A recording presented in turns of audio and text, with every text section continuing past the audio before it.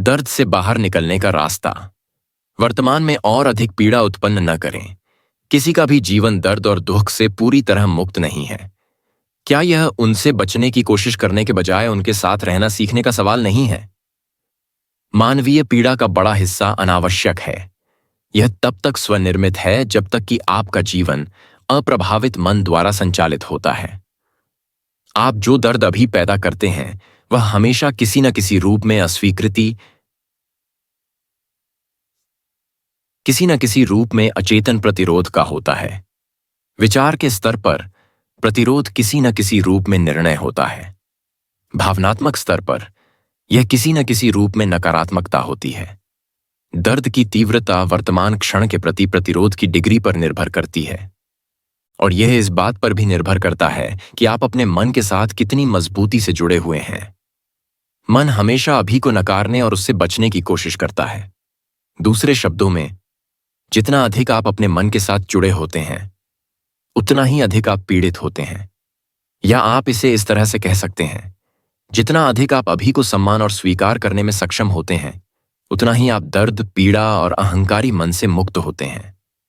मन आदतन अभी को नकारता या उसका विरोध क्यों करता है? क्योंकि वह समय के बिना काम नहीं कर सकता और नियंत्रण में नहीं रह सकता, जो कि अतीत और भविष्य है। इसलिए वह कालातीत अभी को खतरे के रूप में देखता है। समय और मन वास्तव में अविभाज्य हैं। कल्पना कीजिए कि पृथ्वी पर मानव जीवन नहीं है, केवल पौधे और जानवर रहते हैं। क्या तब भी इसका कोई अतीत और भविष्य होगा? क्या हम अभी भी किसी सार्थक तरीके से समय के बारे में बात कर सकते हैं? सवाल क्या समय है या आज तारीख क्या है? अगर कोई पूछने वाला होता तो यह बिल्कुल अर्थहीन होता।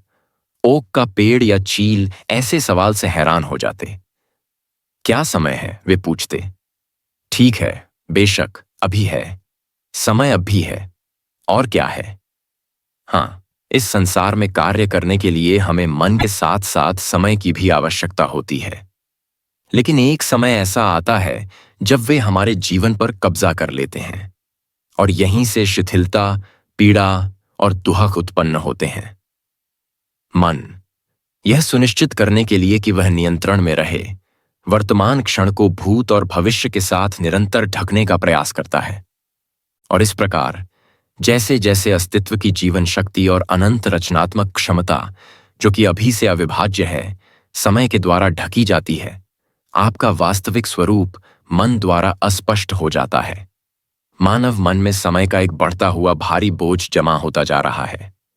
सभी व्यक्ति इस बोझ के नीचे पीड़ित हैं, लेकिन वे हर पल इसे और बढ़ाते रहते हैं जब भी वे उस बहुमूल्य क्षण को अनदेखा करते हैं या नकारते हैं, या इसे किसी भविष्य के क्षण तक पहुंचने के साधन के रूप में कम करते हैं, जो केवल मन में मौजूद होता है, वास्तविकता में कभी नहीं। सामूहिक और व्यक्तिगत मानव मन में समय का संचय अतीत से बचे हुए दर्द की एक विशाल मात्रा को भी धारण करता है।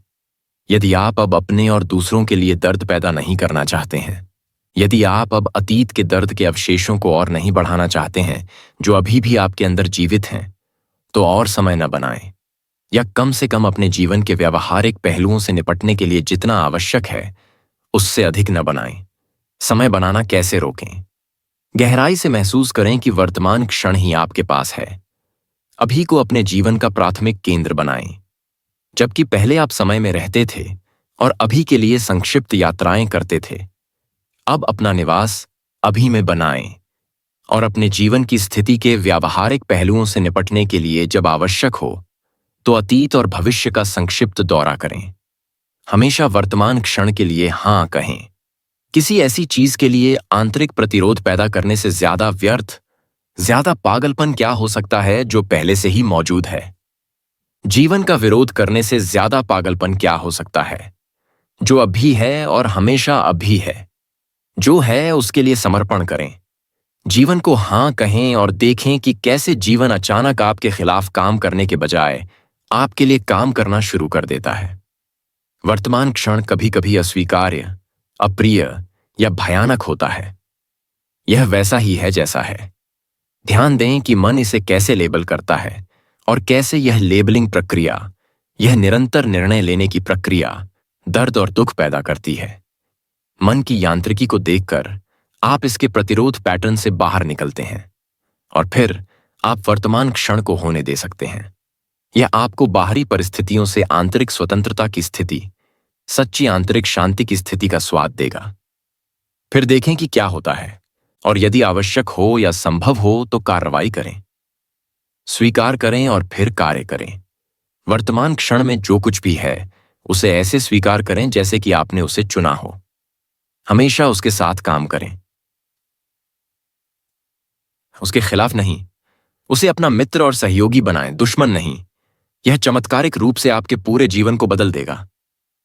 अतीत का दर्द, दर्द शरीर का विघटन।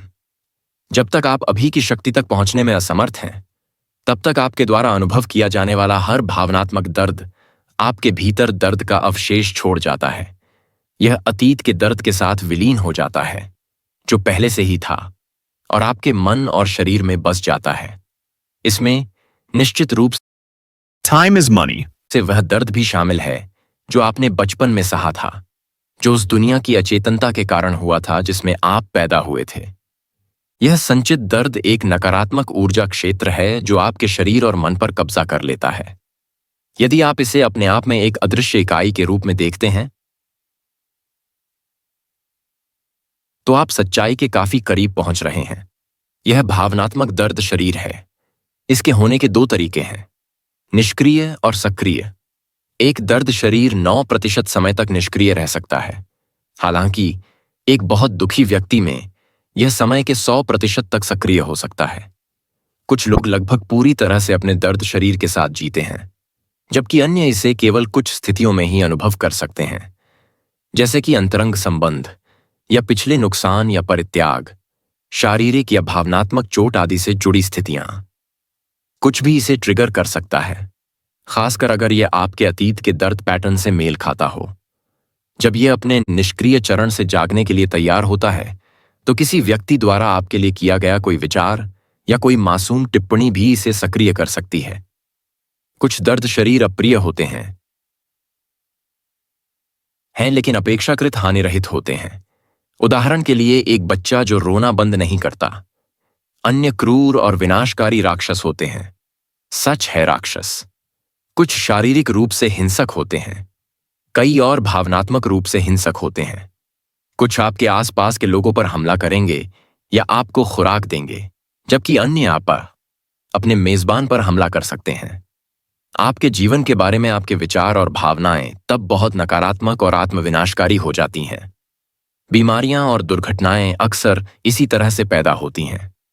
कुछ दर्द शरीर अपने मेजबान को आत्महत्या के लिए प्रेरित करते हैं। जब आपको लगता है कि आप किसी व्यक्ति को जानते हैं और फिर अचानक आप पहली बार इस अजनबी बुरे प्राणी से सामना करते हैं, ककूल की कुरीति चाहते हैं, तो आपको काफी झटका लगता है। हालांकि किसी और की तुलना में खुद में इसे देखना ज्यादा जरूरी है। अपने अंदर किसी भी तरह के दुख के संकेत पर नजर रखें, चाहे वह किसी भी रूप में हो। यह जागृत दर्द शरीर हो सकता है। यह चिड़चिड़ापन, अधीरता, उदास मनोदशा, चोट पहुंचाने की इच्छा, क्रोध, गुस्सा, अवसाद, अपने रिश्ते में कुछ नाटक करने की जरूरत आदि का रूप ले सकता है। इसे उसी क्षण पकड़ें जब यह अपनी निष्क्रिय अवस्था से जागता है। दर्द शरीर अस्तित्व में मौजूद हर दूसरी इकाई की तरह ही जीवित रहना चाहता है, और यह तभी जीवित रह सकता है जब यह आपको अनजाने में इसके साथ पहचान करने के लिए मजबूर कर दे। फिर यह ऊपर उठ सकता है, आपको अपने वश में कर सकता है, आप बन सकता है और आपके माध्यम से जी सकता है। इसे आपके माध्यम से अपना भोजन प्राप्त करने की आवश्यकता है। यह किसी भी ऐसे अनुभव से पोषण लेगा जो इसकी अपनी तरह की ऊर्जा के साथ प्रतिध्वनित होता है, जो कुछ भी किसी भी रूप में और अधिक दर्द पैदा करता है। क्रोध, विनाशकारिता, घृणा, शोक, भावनात्मक नाटक, हिंसा और यहां तक कि बीमारी। इसलिए दर्द शरीर जब यह आपको अपने वश में कर लेता है तो आपके जीवन में एक ऐसी स्थिति पैदा करेगा जो इसे पोषण देने के लिए के लिए अपनी स्वयं की ऊर्जा आवृत्ति को वापस दर्शाता है। दर्द केवल दर्द पर ही पोषण कर सकता है, दर्द खुशी पर पोषण नहीं कर सकता। यह इसे काफी अपचनीय पाता है। एक बार जब दर्द शरीर ने आपको अपने वश में कर लिया तो आप और अधिक दर्द चाहते हैं। आप पीड़ित या अपराधी बन जाते हैं। आप दर्द देना चाहते हैं या आप दर्द सहना चाहते हैं, ये तुम बाहर या दो। दोनों के बीच वास्तव में बहुत ज्यादा अंतर नहीं है। आप निश्चित रूप से इसके प्रति सचेत नहीं हैं और जोरदार तरीके से दावा करेंगे कि आप दर्द नहीं चाहते हैं। लेकिन ध्यान से देखें और आप पाएंगे कि आपकी सोच और व्यवहार दर्द को जारी रखने के लिए डिजाइन किए गए हैं, अपने लिए और दूसरों के लिए। यदि आप वास्तव में इसके प्रति सचेत होते तो पैटर्न खत्म हो जाता, क्योंकि अधिक दर्द की इच्छा करना पागलपन है और कोई भी व्यक्ति सचेत रूप से पागल नहीं होता। दर्द शरीर, जो अहंकार द्वारा डाली गई काली छाया है, वास्तव में आपकी चेतना के प्रकाश से डरता है। यह पकड़े जाने से डरता है। इसका अस्तित्व इसके साथ आपकी अचेतन पहचान पर निर्भर करता है, साथ ही आपके अंदर रहने वाले दर्द का सामना करने के आपके अचेतन डर पर भी। लेकिन अगर आप इसका सामना नहीं करते हैं, अगर आप अपनी चेतना के प्रकाश को दर्द में नहीं लाते हैं, तो आपको इसे बार बार जीने के लिए मजबूर होना पड़ेगा। दर्द शरीर आपको एक खतरनाक राक्षस की तरह लग सकता है जिसे आप देखना बर्दाश्त नहीं कर सकते, लेकिन मैं आपको विश्वास दिलाता हूं कि यह एक अवास्तविक प्रेत है जो आपकी उपस्थिति की शक्ति के सामने प्रबल नहीं हो सकता। कुछ आध्यात्मिक शिक्षाओं में कहा गया है कि सभी दर्द अंततः एक भ्रम है और यह सच है। सच। सवाल यह है, क्या यह आपके लिए सच है? सिर्फ विश्वास करने से यह सच नहीं हो जाता। क्या आप अपनी बाकी की जिंदगी दर्द का अनुभव करना चाहते हैं और कहते रहेंगे कि यह एक भ्रम है? क्या इससे आप दर्द से मुक्त हो जाते हैं? यहां हम इस बात पर ध्यान दे रहे हैं कि आप इस सच्चाई को कैसे महसूस कर सकते हैं, यानी इसे अपने अनुभव में कैसे वास्तविक बना सकते हैं। इसलिए दर्द शरीर नहीं चाहता कि आप उसे सीधे तौर पर देखें और देखें कि वह क्या है। जिस क्षण आप इसे देखते हैं, अपने भीतर इसके ऊर्जा क्षेत्र को महसूस करते हैं और अपना ध्यान इसमें लगाते हैं, पहचान टूट जाती है। चेतना का एक उच्च आयाम आ गया है। मैं इसे उपस्थिति कहता हूं। अब आप दर्द शरीर के साक्षी या दृष्टा हैं। इसका मतलब है कि यह अब आपका दिखावा करके आपका उपयोग नहीं कर सकता है, और यह अब आपके माध्यम से खुद को फिर से नहीं भर सकता है। आपने अपनी खुद की अंतरतम शक्ति पा ली है। आपने अभी की शक्ति तक पहुंच बना ली है। जब हम इतने सचेत हो जाते हैं कि दर्द शरीर के साथ अपनी पहचान तोड़ देते हैं, तो दर्द शरीर का क्या होता है? अचेतन उसे बनाता है, चेतना उसे स्वयं में रूपांतरित करती है। सेंट पॉल इस सार्वभौमिक सिद्धांत को खूबसूरती से व्यक्त किया। प्रकाश के संपर्क में आने से सब कुछ दिखाई देता है, और जो कुछ भी प्रकाश के संपर्क में आता है वह स्वयं प्रकाश बन जाता है। वासना जैसे आप अंधेरे से नहीं लड़ सकते, आप दर्द शरीर से नहीं लड़ सकते। ऐसा करने की कोशिश करने से आंतरिक संघर्ष पैदा होगा और इस तरह और अधिक दर्द होगा। इसे देखना ही काफी है। इसे देखने का मतलब है इसे उस पल के हिस्से के रूप में स्वीकार करना। दर्द शरीर में फंसी हुई जीवन ऊर्जा होती है जो आपके कुल ऊर्जा क्षेत्र से अलग हो गई है और मन की पहचान की अप्राकृतिक प्रक्रिया के माध्यम से अस्थायी रूप से स्वायत्त हो गई है। यह अपने आप में बदल गया है और जीवन विरोधी बन गया है, जैसे कोई जानवर अपनी ही पूंछ को खाने की कोशिश कर रहा हो। आपको क्या लगता है कि हमारी सभ्यता इतनी जीवन विनाशकारी क्यों हो गई है? लेकिन जीवन विनाशकारी ताकतें भी अभी भी जीवन ऊर्जा ही हैं। जब आप पहचान से अलग होने लगते हैं और दर्शक बन जाते हैं, तो दर्द शरीर कुछ समय तक काम करना जारी रखेगा और आपको फिर से पहचान बनाने के लिए धोखा देने की कोशिश करेगा। हालांकि आप अपनी पहचान के जरिए इसे अब ऊर्जा नहीं दे रहे हैं, लेकिन इसकी एक निश्चित गति है, ठीक वैसे ही जैसे एक घूमता हुआ पहिया जो तब भी कुछ समय तक घूमता रहेगा जब इसे आगे नहीं बढ़ाया जा रहा हो। इस स्तर पर यह शरीर के विभिन्न हिस्सों में शारीरिक दर्द और पीड़ा भी पैदा कर सकता है, लेकिन यह लंबे समय तक नहीं रहेगा। वर्तमान में रहें, सचेत रहें, अपने आंतरिक स्थान के हमेशा सतर्क रक्षक बने। आपको दर्द शरीर को सीधे देखने और उसकी ऊर्जा को महसूस करने में सक्षम होने के लिए पर्याप्त रूप से मौजूद रहने की आवश्यकता है। तब यह आपकी सोच को नियंत्रित नहीं कर सकता। जिस क्षण आपकी सोच दर्द शरीर के ऊर्जा क्षेत्र के साथ संरेखित होती है, आप इसके साथ पहचाने जाते हैं और फिर से अपने विचारों से इसे पोषित करते हैं।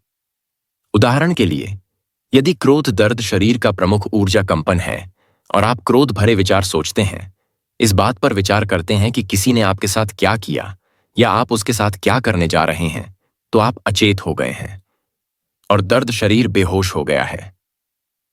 आप बन गया है। जहां क्रोध है वहां हमेशा दर्द होता है। या जब आप पर कोई उदास मनोदशा आती है और आप नकारात्मक मन पैटर्न में ढलने लगते हैं और सोचने लगते हैं कि आपका जीवन कितना भयानक है, तो आपकी सोच दर्द शरीर के साथ जुड़ जाती है और आप बेहोश हो जाते हैं और दर्द शरीर के हमले के प्रति कमजोर हो जाते हैं। बेहोशी, जिस तरह से मैं यहां शब्द का उपयोग करता हूं, उसका अर्थ है किसी मानसिक या भावनात्मक पैटर्न के साथ पहचान होना। इसका अर्थ है देखने वाले की पूरी तरह अनुपस्थिति। निरंतर सचेत ध्यान दर्द शरीर और आपकी विचार प्रक्रियाओं के बीच की कड़ी को तोड़ता है और रूपांतरण की प्रक्रिया को जन्म देता है। यह ऐसा है जैसे दर्द आपकी चेतना की लौ के लिए ईंधन बन जाता है, जो परिणाम स्वरूप और अधिक चमकता है। यह प्राचीन कीमिया कला का गूढ़ अर्थ है। आधार धातु का सोने में रूपांतरण, पीड़ा का चेतना में रूपांतरण, भीतर का विभाजन ठीक हो जाता है और आप फिर से पूरे हो जाते हैं। तब आपकी जिम्मेदारी है कि आप और अधिक दर्द पैदा न करें। मैं इस प्रक्रिया को संक्षेप में बताता हूं। अपने अंदर की भावना पर ध्यान केंद्रित करें। जानें कि यह दर्द शरीर है। स्वीकार करें कि यह वहां है। इसके बारे में न सोचें, भावना को सोच में न बदलने दें। न्याय या विश्लेषण न करें। ते अपने लिए कोई पहचान न बनाएं। वर्तमान में रहें और अपने अंदर जो कुछ भी हो रहा है उसका पर्यवेक्षक बने रहें। न केवल भावनात्मक दर्द के बारे में बल्कि जो देखता है, यानी मूक दर्शक के बारे में भी जागरूक बने। यह अब भी की शक्ति है, आपकी अपनी सचेत उपस्थिति की शक्ति। फिर देखें कि क्या होता है। कई महिलाओं के लिए दर्द शरीर विशेष रूप से मासिक धर्म प्रवाह से पहले के समय में जागृत होता है। मैं इसके बारे में और इसके कारण के बारे में बाद में और अधिक विस्तार से बात करूंगा। अभी मैं बस इतना ही कहना चाहता हूं। यदि आप उस समय सतर्क और उपस्थित रहने में सक्षम हैं और जो कुछ भी आप अंदर महसूस करते हैं उसे देखते हैं, बजाय इसके कि आप उससे प्रभावित हो जाएं, तो यह आपके लिए बहुत अच्छा है। यह सबसे शक्तिशाली आध्यात्मिक अभ्यास का अवसर प्रदान करता है और सभी पुराने दर्द का तेजी से रूपांतरण संभव हो जाता है। दर्द शरीर के साथ अहं की पहचान। मैंने अभी जो प्रक्रिया बताई है वह अत्यंत शक्तिशाली है, फिर भी सरल है। इसे किसी बच्चे को सिखाया जा सकता है और उम्मीद है कि एक दिन यह स्कूल में बच्चों द्वारा सीखी जाने वाली पहली चीजों में से एक होगी। एक बार जब आप अपने अंदर होने वाली घटनाओं के दर्शक के रूप में मौजूद रहने के मूल सिद्धांत को समझ लेते हैं और आप इसे अनुभव करके समझ लेते हैं, तो आपके पास सबसे शक्तिशाली परिवर्तनकारी उपकरण होता है। इसका यह मतलब नहीं है कि आपको अपने दर्द से अलग होने के लिए तीव्र आंतरिक प्रतिरोध का सामना करना पड़ सकता है। यह विशेष रूप से तब होगा जब आप अपने जीवन के अधिकांश समय में अपने भावनात्मक दर्द शरीर के साथ घनिष्ठ रूप से जुड़े रहे हैं और आपकी आत्म भावना का पूरा या बड़ा हिस्सा इसमें निवेशित है। इसका मतलब यह है कि आपने अपने दर्द शरीर से एक दुखी आत्म बना लिया है और मानते हैं कि यह मन निर्मित कल्पना ही आप हैं। उस स्थिति में अपनी पहचान खोने का अचेतन भय किसी भी तरह की पहचान के लिए मजबूत प्रतिरोध पैदा करेगा।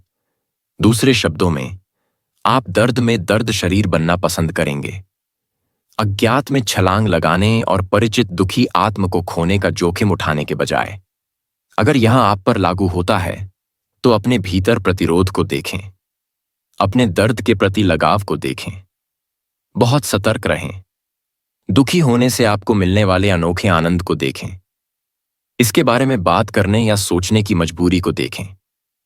अगर आप इसे सचेत कर देंगे तो प्रतिरोध खत्म हो जाएगा। फिर आप अपना ध्यान दर्द शरीर में ले जा सकते हैं, साक्षी के रूप में मौजूद रह सकते हैं और इस तरह इसके रूपांतरण की शुरुआत कर सकते हैं। यह सिर्फ आप ही कर सकते हैं, कोई भी आपके लिए ऐसा नहीं कर सकता। लेकिन अगर आप इतने भाग्यशाली हैं कि आपको कोई ऐसा व्यक्ति मिल जाए जो बहुत ज्यादा सचेत हो, अगर आप उनके साथ हो सकें और उनकी मौजूदगी की स्थिति में शामिल हो सकें, तो यह मददगार हो सकता है और चीजों को तेजी से आगे बढ़ाएगा। इस तरह आपकी अपनी रोशनी तेजी से मजबूत होगी। जब एक लकड़ी जो अभी अभी जलनी शुरू हुई है, उसे एक ऐसी लकड़ी के बगल में रख दिया जाता है जो बहुत तेजी से जल रही है, और थोड़ी देर बाद उन्हें फिर से अलग कर दिया जाता है, तो पहली लकड़ी बहुत ज्यादा तीव्रता से जलेगी। आखिरकार यह वही आग है। ऐसी आग बनना आध्यात्मिक शिक्षक के कार्यों में से एक है। कुछ चिकित्सक भी उस कार्य को पूरा करने में सक्षम हो सकते हैं, बशर्ते कि वे मन के स्तर से आगे निकल गए हों और आपके साथ काम करते समय तीव्र सचेत उपस्थिति की स्थिति बना और बनाए रख सकते हों। भय की उत्पत्ति। आपने बताया कि डर हमारी बुनियादी भावनात्मक पीड़ा का हिस्सा है। डर कैसे पैदा होता है और लोगों के जीवन में यह इतना ज्यादा क्यों है? और क्या एक हद तक डर सिर्फ स्वस्थ आत्म सुरक्षा नहीं है? अगर मुझे आग से डर नहीं होता तो मैं अपना हाथ आग में डालकर जल सकता था। आप आग में हाथ क्यों नहीं डालते? इसका Time is money. कारण डर नहीं है, बल्कि इसलिए है क्योंकि आप जानते हैं कि आप जल जाएंगे। अनावश्यक खतरे से बचने के लिए आपको डर की जरूरत नहीं है, बस थोड़ी सी समझदारी और सामान्य ज्ञान की जरूरत है। ऐसे व्यावहारिक मामलों के लिए अतीत में सीखे गए सबक को लागू करना उपयोगी है। अब अगर कोई आपको आग या शारीरिक हिंसा से डराता है, तो आपको डर जैसा कुछ महसूस हो सकता है। यह खतरे से पीछे हटने की एक सहज प्रवृत्ति है, लेकिन डर की वह मनोवैज्ञानिक स्थिति नहीं है जिसके बारे में हम यहां बात कर रहे हैं। डर की मनोवैज्ञानिक स्थिति किसी भी ठोस और सच्चे तात्कालिक खतरे से अलग होती है।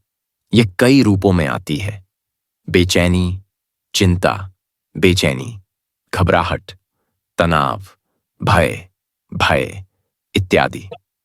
इस तरह का मनोवैज्ञानिक भय हमेशा किसी ऐसी चीज का होता है जो हो सकती है, न कि किसी ऐसी चीज का जो अभी हो रही है।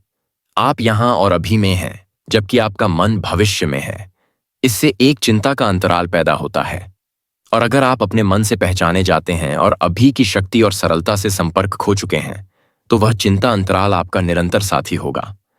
आप हमेशा वर्तमान क्षण का सामना कर सकते हैं, लेकिन आप किसी ऐसी चीज का सामना नहीं कर सकते जो केवल मन का प्रक्षेपण है। आप भविष्य का सामना नहीं कर सकते। इसके अलावा, जब तक आप अपने मन से पहचाने जाते हैं, अहंकार आपके जीवन को चलाता है। जैसा कि मैंने पहले बताया था, अपनी प्रेत प्रकृति के कारण और विस्तृत होने के बावजूद रक्षा तंत्रों में अहंकार बहुत कमजोर और असुरक्षित होता है, और यह खुद को लगातार खतरे में देखता है।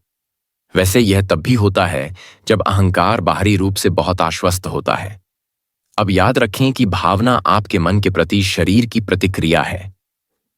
अहंकार, झूठे, मन निर्मित स्व से शरीर को लगातार क्या संदेश मिल रहा है? खतरा, मैं खतरे में हूं। और इस निरंतर संदेश से कौन सी भावना उत्पन्न होती है? बेशक, डर के कई कारण होते हैं। नुकसान का डर, असफलता का डर, चोट लगने का डर इत्यादि। लेकिन आखिरकार सभी डर अहंकार का मृत्यु का डर, विनाश का डर है।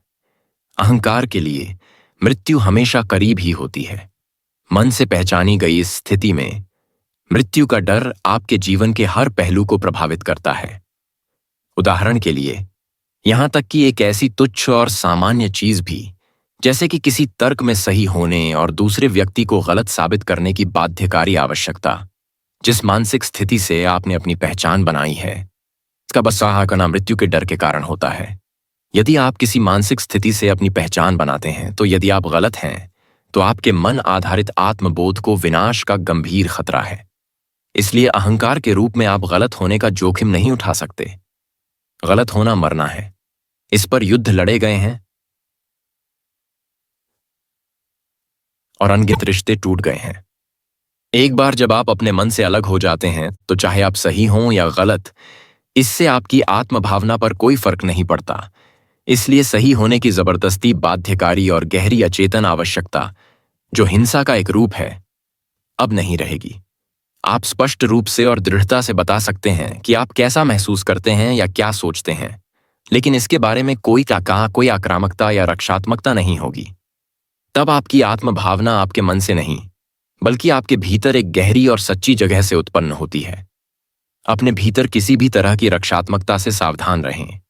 आप किसका बचाव कर रहे हैं?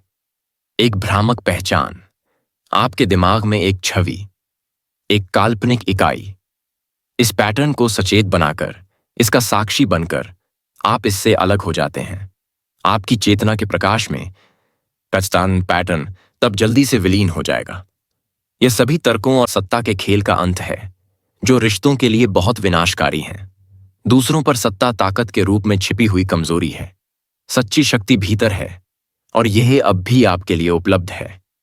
इसलिए जो कोई भी अपने मन से पहचाना जाता है और इसीलिए अपनी सच्ची शक्ति, अपने अस्तित्व में निहित गहरे आत्म से अलग हो जाता है, उसका डर हमेशा उसका साथी रहेगा। मन से परे जाने वाले लोगों की संख्या अभी भी बहुत कम है। इसलिए आप मान सकते हैं कि आप जिससे भी मिलते हैं या जानते हैं, वह लगभग हर व्यक्ति डर की स्थिति में रहता है। केवल इसकी तीव्रता बदलती रहती है। यह पैमाने के एक छोर पर चिंता और भय के बीच और दूसरे छोर पर एक अस्पष्ट बेचैनी और खतरे की दूर की भावना के बीच उतार चढ़ाव करता है। अधिकांश लोग इसके बारे में तभी सचेत होते हैं जब यह अपने अधिक तीव्र रूपों में से एक को ग्रहण करता है। अहंकार की संपूर्णता की खोज। भावनात्मक दर्द का एक और पहलू जो अहंकारी मन का एक आंतरिक हिस्सा है, वह है अभाव या अपूर्णता की गहरी भावना, संपूर्ण न होने की भावना। कुछ मामलों में यह भावना अहंकारी मन का एक आंतरिक हिस्सा है। लोगों में यह सचेतन है, दूसरों में अचेतन। यदि यह सचेतन है तो यह योग्य या पर्याप्त रूप से अच्छा न होने की बेचैनी और निरंतर भावना के रूप में प्रकट होता है।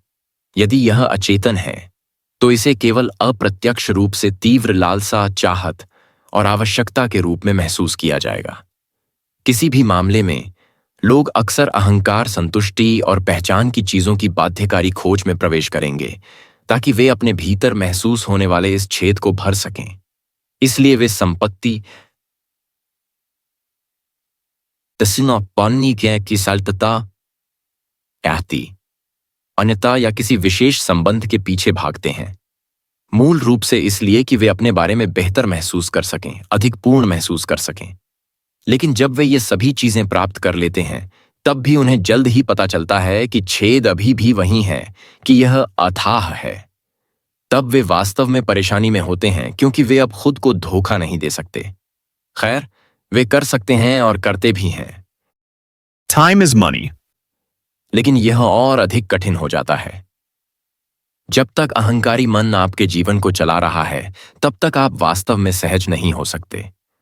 आप शांत या संतुष्ट नहीं हो सकते, सिवाय कुछ समय के जब आपको वह मिल जाता है जो आप चाहते थे, जब आपकी कोई लालसा पूरी हो जाती है।